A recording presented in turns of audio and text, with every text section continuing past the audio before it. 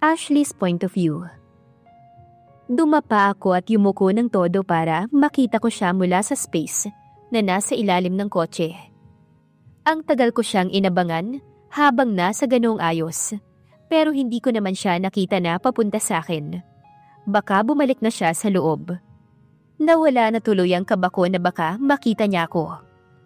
Umayos na ako mula sa pagkakadapa at saka pinagpaga ng sarili ko. Bago ako tuluyang tumayo, sinilip ko pa siya ng pasimple sa possible niyang pwesto. Pero hindi ko siya talaga makita. Humawak ako sa kotse para kumuha ng gabay habang dahan-dahang naglakad. Where do you think you're going? Ang kaninang kaba ko ay bumalik nang marinig ko ang malakas na boses ni Gabriel mula sa likod ko. Ang ganda-ganda talaga ng anak ko. Puri ni Mommy sa akin habang tinitignan ni Mommy ang ayos ko sa vanity mirror. Nginitian ko lamang siya pabalik. Ang dalawang taga-ayos ko ay tinapos na ang ginagawa sa akin. Ma'am, ang ganda-ganda niyo po. Wika rin ng isa kong makeup artist. Thank you. Nahihiya kong sagot. Ma'am, mauuna na po kami sa venue ha? Paalam nila sa akin. Oh sure, sige mag-ingat kayo. Tumango naman ang dalawa at dinalang makeup para sa retouch ko mamaya. Are you excited? Tanong ni Mommy na pumalit sa pwesto ng dalawang nag-aayos sa akin kanina. Half yes and half no, Mommy. Natawa si Mommy sa sagot ko. Why anak? Pangiintriga niya sa akin. I'm excited to tie the night with Gabriel because after this, I will face the wife's duty. And no, because I'm still not that ready to be with Gabriel, Mommy. Pagsasabi ko ng totoo, niyakap naman ako ni Mommy. Sweetheart, I am always here for you no matter what. Tawagan mo lang ako kapag kailangan mo ng tulong. Papunta ka pa lang, pabalik na ako. Niyakap ko rin si Mommy pabalik. Kahit nanggigilid na ang mga luha ko ay pinigilan ko talagang umiyak dahil ayokong masira ang ayos ko. Thank you, Mommy. Thank you so much for being always there for me. I love you. Hinagod naman niya ang likod ko. Bumukas ang pinto ng kwarto ko sa bahay namin nila Mommy at pumasok doon ang assistant at organizer ng kasal ko. Ma'am, ready na po ang bridal car. Maluwag ang ngiting sabi nito. Tumango naman ako sa kanya. Inalalaya nila ako ni Mommy pababa dahil sa haba ng gown ko. Ako naman ay humihinga ng malalim para mabawasan ang kaba ko. This is it, our wedding. Ingat na ingat sila Mommy sa suot ko hanggang sa makapasok ako sa loob ng bridal car. Kumaway pa ako sa kanila ng assistant organizer bago ko isinara ang pintuan ng bridal car. Tara na po, ma'am. Tanong ni Kuya Ismael na siyang driver ng bridal car. Tinanguan ko na lang siya ng matipid at bilang sagot ay naramdaman ko na ang pag-usad ng sinasakyan namin. Habang papalapit kami sa simbahan ay bumibilis naman ang kaba ko. Si Cindy, pupunta kaya siya? Ang mga kamay ko ay nagpapawis ng malamig at hindi ako mapakali sa upuan. Nang tuluyan ng huminto ang sasakyan sa tapat ng simbahan, ay narinig ko na ang malamyos na musika sa loob ng simbahan. Inalalayan ako ni Kuya Ismael pababa ng sasakyan. Bumungad kaagad sa akin ang organizer ng kasal namin at siya nang nag-ayos ng gown ko na nakaladkad sa sahig. Isa-isa na ring pumasok ang mga kasali sa wedding entourage namin, habang nasa pinakadulo na ako. Ang mga nasa dulo pa na malapit sa akin ay binati muna ako at nagpa-picture bago nagkanya-kanyang balik sa pwesto na malapit na sila. Tita! Napalingon ako sa batang sumigaw na malapit lang sa akin. Hello, Ava! Bati ko sa pamangkin ko na ngayon ay nakayakap na sa gown ko.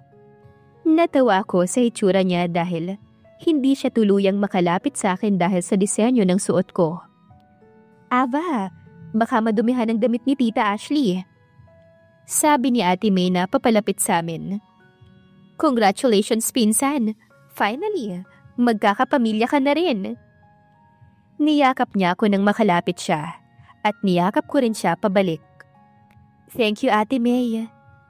Nakita ko naman na binuhat ng asawa ni Ate May si Ava. Congrats, Ashley.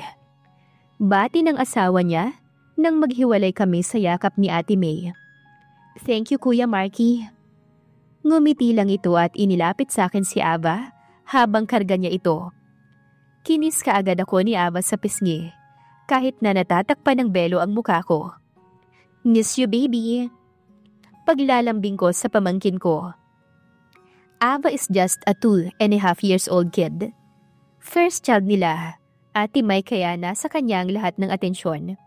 At spoiled din siya sa akin dahil gustong-gusto ko ang paglalambing niya sa akin. Miss you, tita. Inosente niyang sambit. Kinurot ko naman ng mahina ang pisngi niyang mabilog. At siya naman ay pilit inaagaw ang hawak kong bulaklak. Ava, hindi pwede, para kay tita yan. Ashley, pupunta na kami sa pwesto namin ha. Malapit ka na. At isa pa, kukulitin ka nung kukulitin ni Ava. Tumango naman ako habang nakangiti. Gabriel's point of view. Nang tuluyan ang isara ang pinto ng simbahan, hudyat na nakapasok na ang lahat ng kasali sa entourage, ay pinagpapawisan ako ng malagkit. Nilingon ko pa si Miko na umakbay sa akin. Hindi ko pa nakikita si Cindy, pare. Hindi ko na lamang siya kinibo. Siya kasi ang best man ko kaya magkatabi kami. Pero paano kung dumating siya? Kaya mo bang umatras sa kasal sa dami ng bisita nyo? At halos lahat ay nasa business world. Bumuntong hininga ako bago sumagot pero bumukas na ang pintuan ng simbahan. At nasa gitna na noon si Ashley kasama ang daddy at mommy niya. Tinapik ulit ako ni Miko. Good luck, pare. Good luck. Hindi ko na lamang siya pinansin at itinuon ko na lang ang paningin ko sa naglalakad na si Ashley. Hindi naman mabilis ang paglalakad ng dalaga, pero gusto ko pang mas bagalan pa niya ang ginagawa niya. Where are you, Cindy? Hinanap ko ulit ng ilang beses si Cindy sa karamihan ng mga bisita, pero nabigo ako. Hi. Medyo nagulat pa ako nang marinig ang boses ni Ashley, na nasa harapan ko na pala. Lumapit ako sa kanilang tatlo ng parents niya, at nagmano ko sa daddy at mommy niya. Bago ko siya kuhanin mula rito. Tumingin muna ako sandali kay Miko na tinanguan lamang ako, bago inakay si Ashley patungo sa harap ng altar. Tawa ng tawa si Gabriel habang pinapanood sila ni Miko na pinagsayaw ng MC ng kung ano-ano. Kakatapos lamang ng kainan at lumalalim na rin ang gabi, kaya ang mga bisita ay nagkakasiyahan na. Kami naman ni Ashley ay tapos na ring magsayaw ng unang sayaw ng mag-asawa. Kaya nakaupo na lamang kami habang ang mga bisita naman ay nagkakasiyahan. Magsi-CR lang ako. Paalam ni Ashley na nasa tabi ko. Tumango na lang ako at hindi na siya binigyang pansin. Nang matalo si Miko sa palaro ng MC, ay umupo ito sa kaninang inuupuan ni Ashley sa tabi ko. Ano na ang plano mo, pare? Ngayong hindi naman dumating si Cindy. Sumenyas ako ng alak sa waiter. Hindi ko rin alam. Natawa si Miko na akala mo ay nangaasar. Hindi pwedeng hindi mo alam, Gabriel. Dapat kapag may plan A, may plan B ka. At kahit umabot pa ng Z, bakit hindi mo nalang bigyan ng pagkakataon si Ashley? Total, asawa mo naman na siya. Maghahanap ka pa ba ng iba? Sabay inom ni Gabriel sa kakarating lang na inumin galing sa waiter. Isa pa, mabait, maganda. At mukhang maalaga naman ang asawa mo, Gabriel. Wife material pa. Tigilan mo na yung nararamdaman mo kay Cindy. Magkakaroon na rin siya ng sarili niyang pamilya. Hirit ni Richard na naupo sa kabila ko namang gilid. Wala si Joros dahil may family emergency, kaya maagang umalis. Sinundan pa namin ang direksyon ng nakangusong si Richard na may itinuturo. Si Ashley habang may kargang bata habang nilalaro niya yon. Baka sa mukha ni Ashley ang saya. Hindi kagaya kanina buong kasal na halatang napipilitan lamang siya. Matagal kong pinagmasdan si Ashley habang nilalaro ang batang babae. At hindi ko maiwasan na hindi maaliw sa simpleng mga galaw niya. Nawala ako sa pag-oobserba kay Ashley nang makaramdam ako ng malakas na batok. Tinignan ko ng malalim si Richard na nakangiti ng malawak. Uy, may feelings ka na sa asawa mo, no?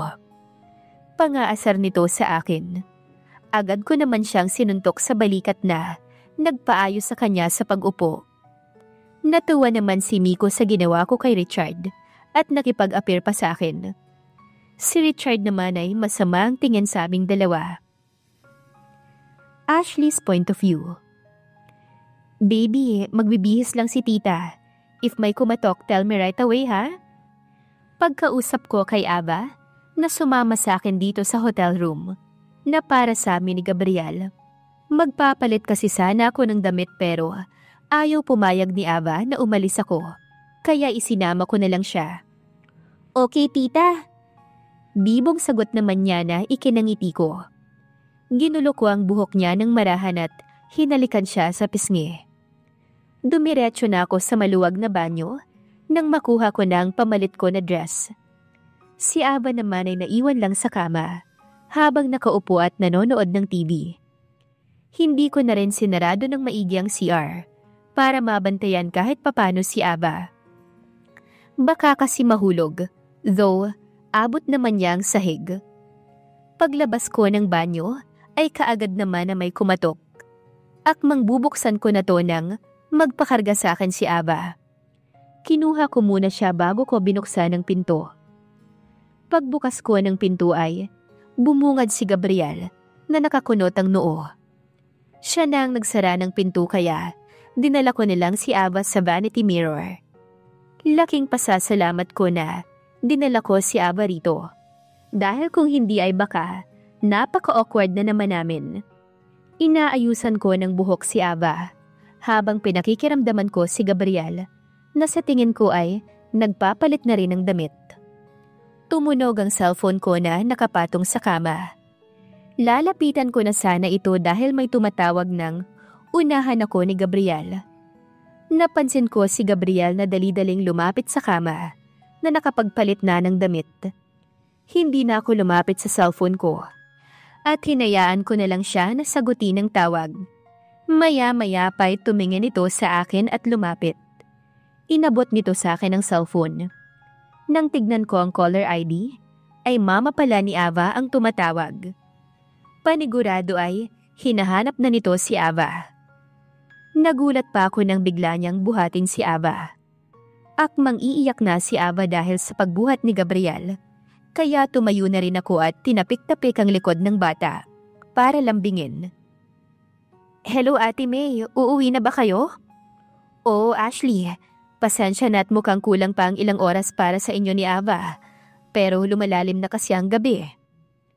Mahinahong sagot ni Ate May sa kabilang linya. Sige ate, bababa na kami. Pagkatapos ng tawag ay ibinulsa ko na ang cellphone. Bala ko sanang kunin si Ava kay Gabriel. Pero tawa na ng tawa si Ava sa ginagawa ni Gabriel. Inagaw ko ang atensyon niya. Akin na si Ava.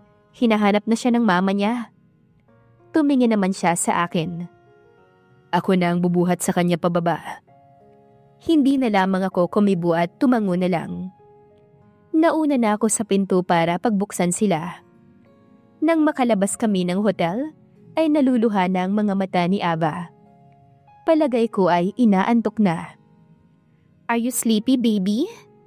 Malambing kong tanong sa kanya at hinalikan siya sa pisngi dahilan para masanggi ko ang muka ni Gabriel sa muka ko. Ngumuso naman pabalik si Ava kaya napangiti ako. Nagsimula na naming baybayin ang hall ng hotel pababa sa reception. Malapit na kami sa reception nang magpilit na magpabuhat si Ava sa akin. Ayaw pa sana siyang ibigay ni Gabriel dahil may kabigatan daw si Ava. Pero kinuha ko rin ang bata dahil inaantok na. Karga ko si Ava habang si Gabriel naman ay nasa likod ko.